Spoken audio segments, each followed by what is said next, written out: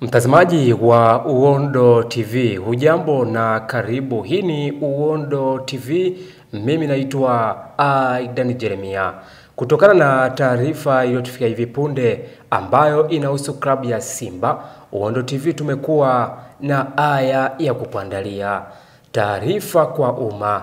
Klabu ya Simba inatoa taarifa kwa wanachama, wapenzi na umma kwa mchezo nambari 184 dhidi ya Yanga uliopangwa kufanyika tarehe 15 mwezi wa 6 2025 upo kama ulivyopangwa. Tunawasihi msiadaike na kelele za mitaani. Wale ambao walinunua tiketi za mechi ya tarehe 8 mwezi wa 3 2025 wazitunze kwa ajili ya matumizi ya mchezo huo, na wale ambao hawajanunua tiketi wajiandae kununua baada ya tangazo la bodi ya ligi.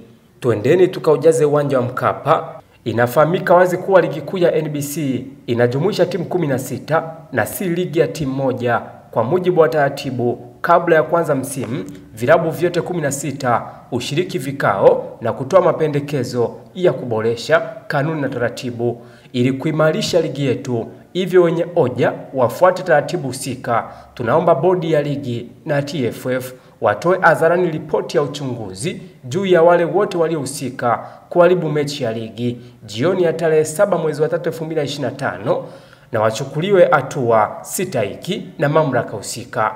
Kutatolewa kwa ripoti na kuchukuliwa hatua kwa naoendelea kuchochea ghasia ni sawa na kulinda uharamia katika mpira ambao unatia dosari mafanikio yaliyopo katika tasnia ya mpira wa miguu nchini kwa sasa. Imetolewa na uongozi wa klabu ya Simba 10 Juni 2025. Aidan Jeremia wa Uondo TV.